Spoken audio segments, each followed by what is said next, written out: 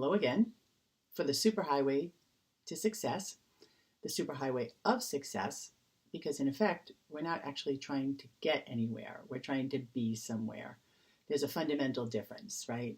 The idea that you can be in the present and feel successful rather than having to get something to be successful or arrive at a destination. So when we're speaking about the Superhighway of Success today, we're talking about a freedom to be yourself, to be authentic, to be abundant, to understand that it is actually your divine birthright to achieve success and to feel the feeling of actually what that success is supposed to bring, which is peace, happiness, contentment, fulfillment, but actually how to feel that success within you, even if you don't have stuff, even if you don't have the partner. I was thinking this morning about popular people in culture today. And what I find is there's a lot of these different types of, we'll call them celebrities, characters, influencers, public figures, who what's really, really interesting is I find myself not necessarily liking many of them. And I think that there's a key there. So I say to myself, why is it that a lot of people I don't like are very, very popular? And I think, is there something wrong with me? Now, mind you, there's a lot of things wrong with me, but we'll just skip that for the moment. What I realize is that people are craving authenticity. People are craving this idea that who someone is being in public or within themselves or of themselves is exactly that. With themselves, of themselves, towards you. They're acting the way they know how to act and be, and there is a projection of authenticity. Now, whether or not that actually is authentic or staged or about being in public and having a certain face or even faking it, I'll never know. That's up to the individual to decide. But people are certainly magnetized towards that in our culture. And that's because there is a deep, deep need in feeling successful to feel like you are living the way you were meant to be. You are living in a way that is fulfilling and authentic. And for me, I'll add another factor. It's a factor of vulnerability and openness. I can project anything I want out of myself and towards you. But I believe that you'll be able to smell it if I'm fake. You'll be able to feel it if I'm putting something on you that actually doesn't make sense or feels untrue or dishonest. And in me and for me and in my life, I'm trying to avoid that type of disconnection and dishonesty. And I feel like not just being myself and being authentic is fundamental to success, but also being real and open and vulnerable. That's kind of difficult in a world where, I don't know about the rest of you, but I don't always feel entirely safe. And when I say safe, there's just a lot of things going on in the world that are difficult. Difficult for me, difficult for others, whether they're health related or money related. And so this is one of the reasons I decided to do this series, is to really bring home what it means to feel successful. And then from that place of knowing, feeling, an intuitive gut connection to a feeling of abundant success, other things can grow and project themselves from there. Okay, and once again, I'll remind you that tomorrow morning, Friday, July 16th, I will be having a Zoom Q&A. I'll post a reminder here on Facebook. But in that Zoom Q&A, you can bring any questions you have about your blocks to success, what it is you think you're missing that would make you feel successful, any other questions you have that I can help answer. That will be at 8 a.m. Pacific, 11 a.m. Eastern, and 4 p.m. Pacific, 7 p.m. Eastern tomorrow, Friday, July 16th. So let's get into today's last topic. And today is about the freedom to succeed, all right? I want to talk first about change and understanding and having a tolerance for your own ability to change. Change is very difficult. You can put a lot of effort towards changing and still feel only mildly to moderately successful for two reasons. Number one, sometimes somebody takes change, personal change and personal development as some kind of project or a need to fix themselves, which is not what it is. And then secondarily, you have embedded and conditioned instincts. And the instincts themselves are not the problem. It's how you overreach them and augment them, and they get attached to your ego that makes them bigger. And then you start clinging to them for dear life as if the fulfillment of those instincts is the only thing that matters. And in effect, changing, healthy change, is based on understanding your attachment to these things and also understanding your instincts and what your instincts sound like and talk like inside your head when they become threatened, because they will talk from a very place of your security. If you try to change patterns, your head will start yelling at you that it's a bad idea, right? And that's just fear talking. We all have fear. I'm incredibly well self-developed and strong person, and I have fear. And I need to understand that fear is going to be there anytime my instincts are threatened. But the problem is not my instincts. The problem is how my ego has overreached my instincts and made them into something like, I have to have this money to be okay. I have to have this man to feel complete. I have to have a car to look good. But none of those things are true. But it's nice and healthy to want a car, want a partner, want money for a feeling of security and freedom and flexibility. So understand that when you try to change, be tolerant with yourself. You need to be tolerant with yourself because learning takes time. And the change itself takes a lot of willingness and a lot of effort, but it's not something that's like climbing a mountain. It's more like going on a roller coaster where you're doing these ups and downs. And at any point in time, when it feels like you're trudging too uphill, you can stop and pause and let yourself be, and then start again tomorrow. But it's really, really important to understand that you can achieve a balance and an equilibrium within you, and that greater results of success will come from that feeling and that perception, self-perception within. All right?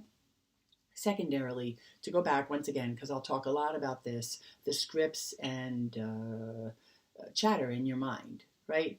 You have to change your conversations with yourself, and sometimes you have to change your surroundings. I don't know what that looks like for everybody, and it has nothing to do with advice from the world. Because, for example, way back when I was younger and in a really unhealthy relationship, I had a lot of people tell me, leave, leave, leave, and I just couldn't go. And I realized that I needed to stay and or needed to go back again and again and again until I hit a bottom of a sort, until I could leave of my own volition, having learned the lesson and not carrying the baggage and the mess into my next relationship. So although advice is good, I have this channel I'm trying to tap into, which has all my answers. It's a higher self, if you want to call it that, or a gut sense or intuition or collective consciousness that knows that it knows.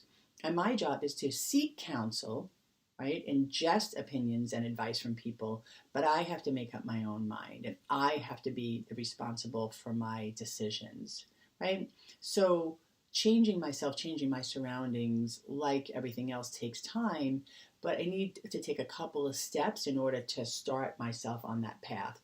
First of all, first part to change and having different conversations is asking myself why questions, but asking those questions with openness to the answers, right? Why am I doing this? And what's happening with me? What's going on? What's provoking these decisions? What am I afraid of? Not just asking why questions like, why is this so? Because I think why questions are good, but they're also very logical, like why is this and why is that, right? And you're searching for deeper answers, and those answers to the whys may not feel intrinsic. So in addition to asking why questions and being open to the answers, ask the deeper questions, like keep following the trail of a question. Like, why is this happening? Because A, B, C. Why A, not B and C? Because D and E work, but F and G don't. Well, then why don't F and G work? I don't know. Have you ever tried F and G? And just continue to follow the path of the question and answers, going deeper and deeper. And when you feel a right answer, you'll know because you could feel it in your body, right? That's where self-examination comes into play. Is that if you don't have a healthy connection between your mind and body, if you're not on this superhighway of that huge open channel of success, then you're not going to know the difference between how fear is lodging itself in your body and stopping you from acting towards your own good versus fear that's healthy, like, wow, this is risky, but it's kind of exciting. And for me, healthy fear that's exciting kind of buzzes in my chest. Ugly fear that's like, no, Nicole, don't go there, is like in the pit of my belly and makes me feel nauseous. I know that difference today, and I can teach people that difference. And the last thing about these changing conversations with yourself and your surrounding is assertive action is key. Just keep acting in your best interest. Just keep taking little itty bitty actions. Do the next right thing. Don't think about how you're going to get from here to where somebody who's been working at it for 20 years is over here tomorrow. Because, for example, there are people who acted more quickly and had different fears than me that may be further along the path or maybe reach certain goals that I would have liked to have reached perhaps 10 years ago. And at the same time, I'm totally in the right place, man. I am absolutely acting in my best interests. My knowledge of self is so fine-tuned right now, and I'm so clear about what I want to do that, number one, I don't care about any of this, like how I'm perceived, what you think about me, and even what the results of this are going to be, because I'm so clear about what I need to say. And time has done that for me. The world, the virus, a lot of other things happening in the world has done that for me. So sometimes bad events produce really good results. And I know this because I have that faith of being in super consciousness on the superhighway. All right. So what to do? Some last minute based, action based suggestions. Make a plan. Make a plan and pretty much expect that you won't stick to it. Because if you're a smart perfectionist like me, you'll probably create grandiose plans that, again, will make you try and achieve 5 years of results by tomorrow, and then you won't be able to live up to your own expectations. So create a plan that seems reasonable, goals that are easy to achieve, and take baby steps, and allow yourself to falter and fail and just keep getting up. Do not forget to ask for help. Help is crucial. I am nowhere in this lifetime without the people who have made me what I am and who have helped me. I have great, great gratitude for anything from a simple conversation with a stranger that enlightened me, or deeper conversations with close friends and associates that have actually helped me look at myself and make me a better woman. Keep persevering. Invest in yourself. This is really important. Keep moving forward. Keep moving forward. Assertive action, small baby steps, bigger steps. Always stay in touch with your body. And lastly, invest in yourself. This is important because I am a coach. I do this for a living. If you want my help, I'm here, and you will pay for it because it is valuable. And way, way, way more valuable than certain other investments that you'll make that will fail, or that whose results will be less known than the results that I feel that you will get from working with me, or any other coach or psychiatrist, or read a book, or join a gym. I mean, there's a million options. Listen to a podcast. There's a ton of options out there to even just start yourself on the self-help path to greater enlightenment and the super consciousness of success. Because what I really want is for everybody to feel that feeling of they're successful no matter what's happening in the world. Successful, being healthy, wealthy, abundant, wise. So that's it for today. Don't forget, I am available at NicoleDevlin.com, and tomorrow I'll be doing a Q&A on Zoom. I'll put the link into the Facebook with this video, 8 a.m. Pacific, 11 a.m. Eastern tomorrow, Friday, July 16th, as well as 4 p.m. Pacific and 7 p.m. Eastern, also on Facebook, also tomorrow, Friday, July 16th. Thanks for watching. Thanks for joining me, and I really hope that you have a great